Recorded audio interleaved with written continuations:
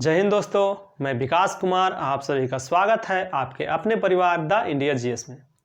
आज के video session में हम लोग बात करने वाले हैं बोटनी यानी वनस्पति जगत के एक नेक्स्ट टॉपिक के बारे में।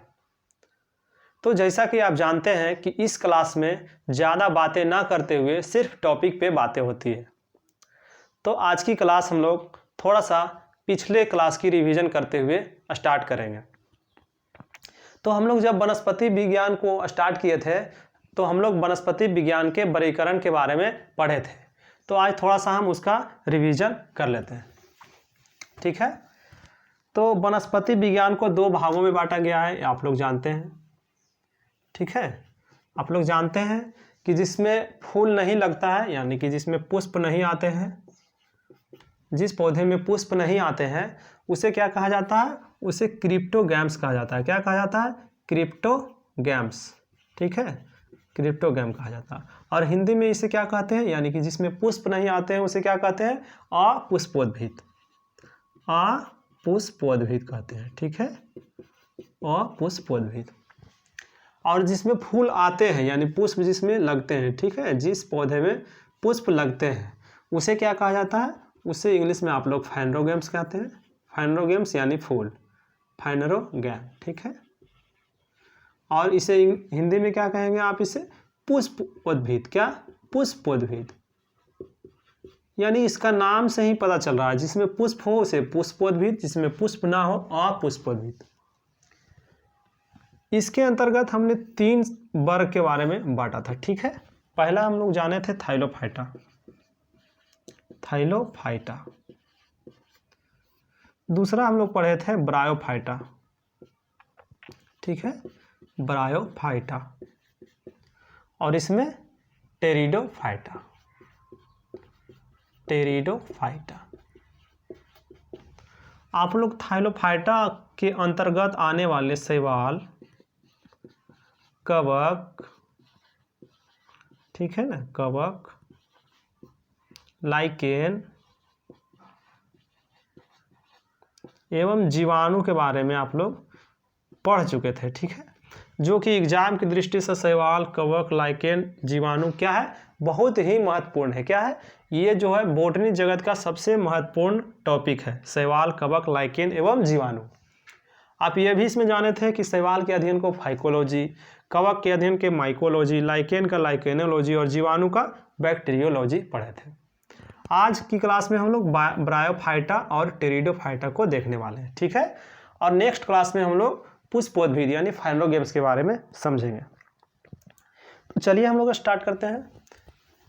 आप लोग को वीडियो पसंद आए तो लाइक एवं सब्सक्राइब जरूर करें, ठीक है। चलिए देखते हैं ब्रायोफाइटा के बारे में। ब्रायोफाइटा,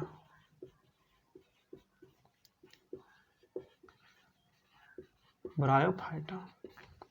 देखिए, जीव विज्ञान में क्या होता है, कुछ शब्द कठिन होते हैं, इसमें उसको आप याद करते चलिए और उसका नोट्स बनाते चलिए ताकि आप एग्जाम के कुछ दिन पहले उसके देखकर दोबारा याद कर सकें, ठीक है। तो इसको आप नोट्स अवश्य बनाएं। तो ब्रायोफाइटा क्या होता है? जब पृथ्वी पर पादप जगत यानी पौधों का विकास हुआ था तो सबसे पहला ब्रायोफाइटा संघ के ही पौधों का विकास हुआ था। किसका हुआ था? ब्रायोफाइटा। यानी जब पृथ्वी पर पौधों का निर्माण होना स्टार्ट हुआ था तो सबसे पहले जो पौधे निर्माण हुए थे वो कौन से संघ के थे, यानी कौन से समूह से? तो ब्रायोफाइटा समूह से ही थे। तो इसे हम क्या कहते हैं? इसे कहते हैं, इसे हम प्रथम स्थलीय पौधे माना जाता है। इसे क्या कहते हैं? इसे हम नोट्स बनाकर लिखेंगे। इसे प्रथम स्थलीय पौधा कहा जाता है, ठीक है, स्थलीय पौधा कहा जाता है। इसे क्या कहा जाता है? ब्रायोफाइटा को वनस्पति जगत का, ब्रायोफाइटा को वनस्पति जगत का एम्फीबिया वर्ग कहा जाता है। क्या कहा जाता है? एम्फीबिया वर्ग, एम्फीबिया वर्ग भी कहा जाता है, ठीक है। ये एग्जाम की दृष्टि से बहुत ही महत्वपूर्ण है। ये जो होते हैं यानी ब्रायोफाइटा संघ के जो जंतु होते हैं बहुत ही सूक्ष्म होते हैं। क्या होते हैं? ये संघ का पौधा या ये समूह का पौधा क्या होता है? बहुत सूक्ष्म होते हैं। क्या होते हैं? सूक्ष्म यानी छोटे छोटे हैं। इसके अंतर्गत सबसे बड़ा पौधा जो होता है उसका नाम डॉसोनिया है। क्या है? डॉसोनिया है ना। इसके अंतर्गत सबसे बड़ा पौधा क्या है मेरे मित्र? डॉसोनिया। डॉसोनिया है। इसको ये भी एग्जाम की दृष्टि से बहुत ही महत्वपूर्ण है, डॉसोनिया। इसके अंतर्गत सबसे बड़ा पौधा क्या है? डॉसोनिया। चलिए, ये क्या है? ये एग्जाम में पूछा गया है कि यानी कि वनस्पति जगत का ब्रायोफाइटा जगत का सबसे बड़ा पौधा कौन है? तो डॉसोनिया। क्या है? देखिए, अब इसके बारे में हम जानेंगे।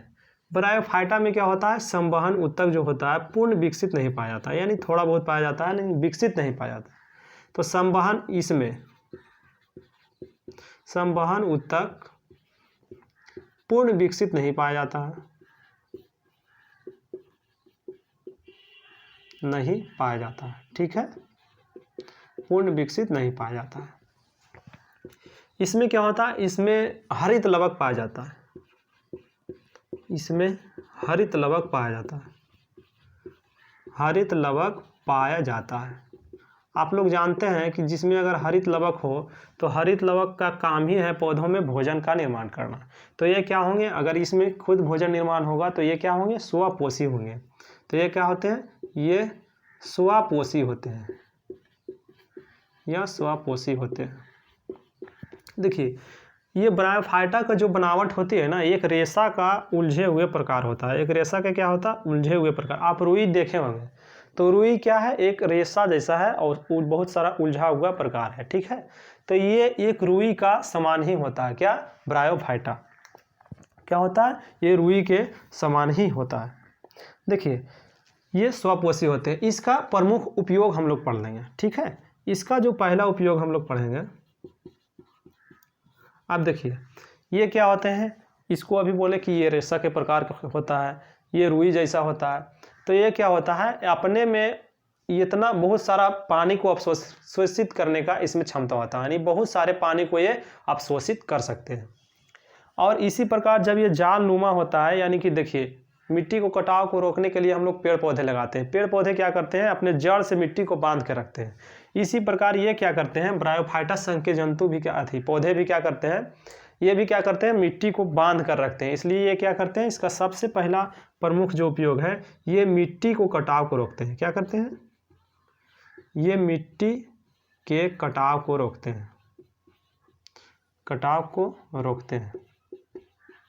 आप इसे कह सकते हैं कि ये मृदा अपरदन में क्या होता है? मृदा अपरदन को रोकने में सहायता प्रदान करती है। ये मृदा अपरदन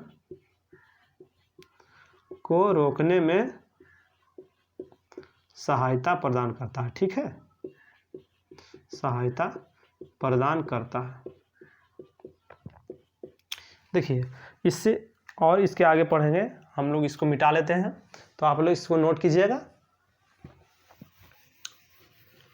चलिए, इसका जो उपयोग हो गया, ये मिट्टी को कटाव को रोकता है, यानी मृदा अपरदन में क्या करता है? ये मृदा अपरदन को रोकने में सहायता प्रदान करता है। इस वर्ग के पौधों को क्या होता है? इस वर्ग के पौधे में पर्याप्त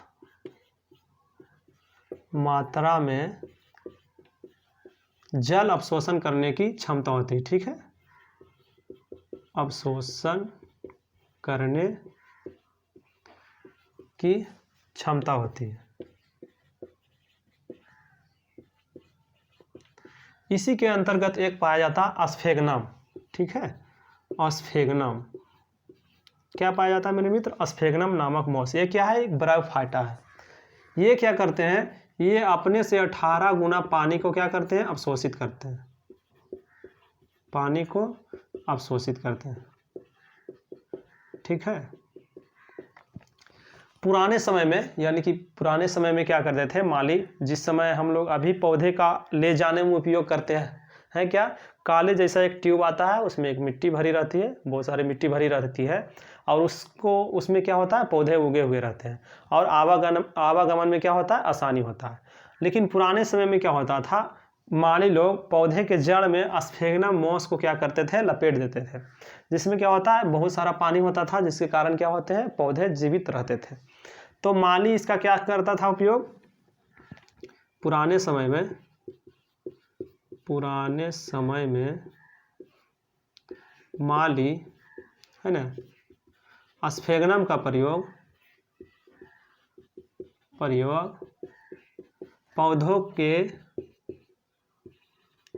पौधों को लाने एवं ले जाने में करते थे। ठीक है, पुराने समय में स्फेग्नम का प्रयोग पौधों को लाने एवं ले जाने में करते थे। देखिए, स्फेग्नम का एक और प्रयोग है, स्फेग्नम जब सूख जाता है तो ये रुई का आकार के हो जाता है, और इसे एस्कीमो जनजाति जो बर्फ के घर यानी इग्लू में रहते हैं, वो क्या करते हैं, चिराग के रूप में इसका उपयोग करते हैं। तो एस्कीमो जनजाति जो होता है, आप लोग पढ़े होंगे भूगोल में कि एस्कीमो जनजाति बर्फ के घर में रहते हैं, और इसे क्या कहा जाता है, इग्लू कहा जाता है। तो एस्कीमो जनजाति क्या करते थे, चिराग के बत्ती के रूप में इसे प्रयोग करते थे। ठीक है, इसे प्रयोग करते थे।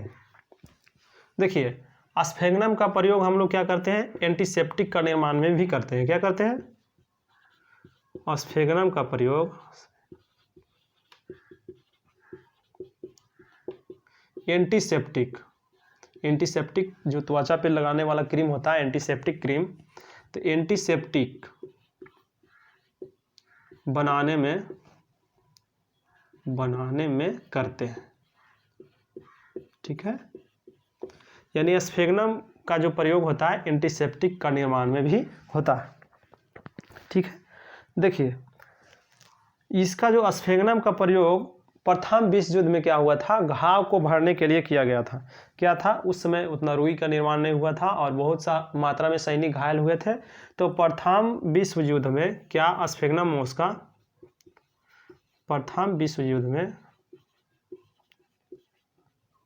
स्फेग्नम का प्रयोग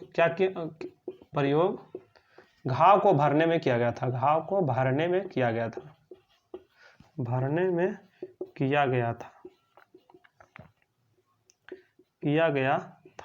ठीक है, देखिए, स्फेग्नम तो सबसे पहले एंटीसेप्टिक होता है, यानी एंटीसेप्टिक बनाने में भी मदद करता है, तो एक दवाई के रूप में आ गया, और ये रुई के भी प्रकार यानी कि रुई के रूप में भी उपयोग किया गया। इस प्रकार ये क्या था, प्रथम विश्व युद्ध में बहुत ही उपयोगी हो गया था सैनिकों के, यानी कि जो घायल हो गए थे उसके घाव को भरने में। अब हम लोग थोड़ा सा जान लेते हैं कि जो ब्रायोफाइटा होता है इसको 3 भागों में बांटा गया था। कितने भागों में बांटा गया है, इसे 3 भागों में बांटा गया है। तो हम लोग सिर्फ 3 भागों के बारे में जान लेंगे कि कौन सा है। तो ब्रायोफाइटा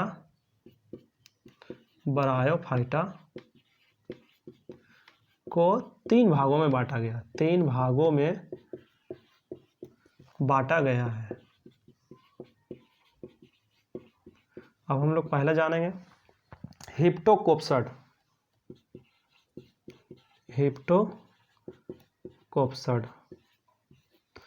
दूसरा एंथोसीरोटो,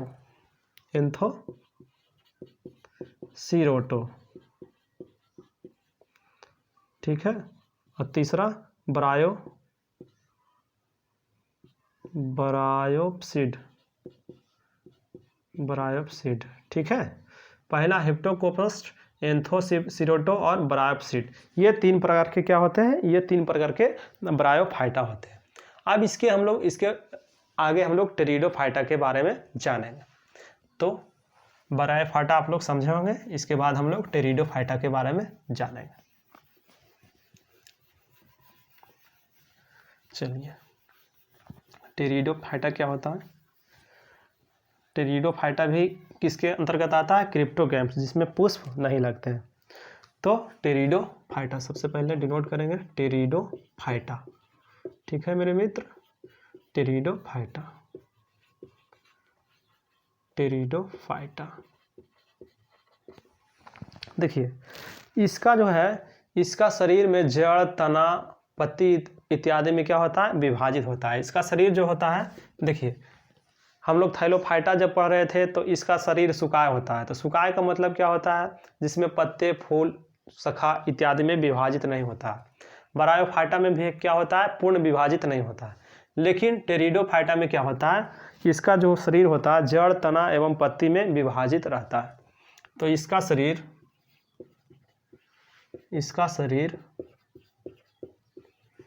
जड़, तना एवं पत्ती में क्या रहता है? पत्ती में विभाजित रहता है। आप लोग समझेंगे, विभाजित रहता है। ठीक है, यानी इसका आप लोग को जड़ भी देख सकते हैं, तना एवं पत्ती भी इसमें देख सकते हैं। ये क्या होता है? थोड़ा सा बड़े आकार का पौधा होता है। इसमें जो होता है संवहन ऊतक पाया जाता है, संवहन ऊतक पाया जाता है। ठीक है, इसमें क्या होता है? अभी संवहन ऊतक यानी हरित लवक भी इसमें क्या पाया जाता है? इसमें हरित लवक पाया जाता है। ठीक है, देखिए इसमें क्या होता है? इसमें पुष्प, अब जान रहे हैं इसमें पुष्प नहीं लगेगा क्योंकि ये क्रिप्टोगैम्स वर्ग का है। क्या है? क्रिप्टोगैम्स वर्ग का। तो इसमें पुष्प एवं बीज जो है नहीं लगते हैं, पुष्प एवं बीज नहीं लगते हैं। लेकिन बीज के जगह बीजाणु जरूर लगते हैं। क्या लगते हैं? बीज के जगह बीजाणु, जिसे हम इंग्लिश में स्पोर कहते हैं। क्या कहते हैं? इसके जगह पर क्या लगते हैं? बीजाणु, जिसे इसे कहते हैं स्पर्म, ऐसे क्या कहते हैं? स्पोर्स। क्या कहते हैं? स्पोर्स। तो स्पोर्स जरूर लगते हैं। अब ये स्पोर्स कहाँ लगता है? स्पोर्स लगते हैं बीजाणु धानियों में। ये कहाँ उत्पन्न होते हैं? बीजाणु, ये बीजाणु धानियों में उत्पन्न होते हैं। ये बीजाणु धानियों में उत्पन्न होते हैं। देखिए, और ये बीजाणु धानियाँ कहाँ उत्पन्न होता है? तो आप पत्ते को देखे होंगे। ठीक है, पत्ते इस प्रकार के होते हैं।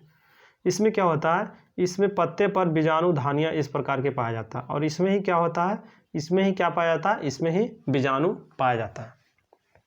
तो देखिए ये बीजाणु धानियाँ में उत्पन्न होते हैं। और जिस पत्ते में बीजाणु धानियाँ पाई जाते हैं, जिस पत्ते में बीजाणु धानियाँ पाए जाते हैं, उसे क्या कहा जाता है? उसे बीजाणु पर्ण कहा जाता है। क्या कहा जाता है इसे? बीजाणु पर्ण। उसे बीजाणु पर्ण कहा जाता है। पर्ण मतलब आप लोग पत्ते जानते होंगे, पर्ण कहा जाता है। ठीक है, तो देखिए ये क्या हो गया? ये बीजाणु पर्ण हो गया। पूर्ण रूप से क्या हो गया? ये बीजाणु पर्ण। ठीक है, ये क्या हो गया? बीजाणु पर्ण। और ये जो दिख रहा है ये क्या हो गया? बीजाणु धानियाँ। क्या हो गया? बीजाणु धानियाँ। ठीक है, और इसके अंदर ही क्या पाया जाता है? इसके अंदर ही क्या पाया जाता है? बीजाणु। क्या पाया जाता है? इसके अंदर बीजाणु पाया जाता है। तो देखिए पत्ते में ही बीजाणु धानियाँ पाया जाता है और बीजाणु धानियाँ के अंदर ही क्या पाया जाता है? बीजाणु। ठीक है, इसलिए इसे क्या कहते हैं? इसे बीजाणु भेद कहा जाता है। ठीक है, इसलिए इसे बीजाणु भेद, ठीक है, एग्जाम की दृष्टि से बहुत ही महत्वपूर्ण है, बीजाणु भेद कहा जाता है। आप लोग समझे होंगे कि बीजाणु भेद क्या होता है। यानी कि बीजाणु पर्ण में बीजाणु धानियाँ पाया जाता है और इसी में बीजाणु पाया जाता है, इसलिए इसे क्या कहते हैं, बीजाणु भीद कहते हैं। ठीक है, इंग्लिश में इसको स्पोरोफाइटा भी कहा जाता है। क्या कहा जाता है, स्पोरोफाइटा। ये आईएससी के क्लास में आप लोग को पढ़ने को मिलेगा, बीजाणु भीद यानी स्पोरोफाइटा के विशेष, इसमें क्या होता है, इसका विशेष के बारे में। इसका शरीर क्या होता है, थोड़ा सा हम लोग ध्यान देंगे। इसका शरीर जड़, तना, पत्ती में विभाजित रहती है। इसमें संवहन ऊतक भी पाया जाता है, हरितलवक भी पाया जाता है, लेकिन पुष्प और बीज नहीं लगते। बीज की जगह इसमें क्या होता है, बीजाणु यानी स्पोर्स। और स्पोर्स किस तरह से उगते हैं आप लोग ध्यान दिए, इस प्रकार हम लोग इसमें बीजाणु भीद कहते हैं। ठीक है, स्पोरोफाइटा कहते हैं। चलिए हम लोग इसको मिटाते हैं और ये कितने प्रकार के होते हैं इसके बारे में जानेंगे। ये 4 प्रकार के होते हैं। साइलोप्सिड,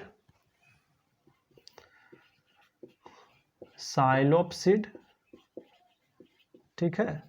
दूसरा में हो जाएगा लाइकोप्सिड,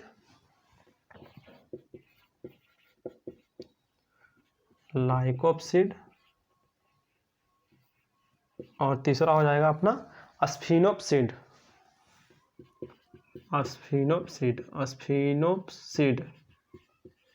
और चौथा टेरिप्सिड।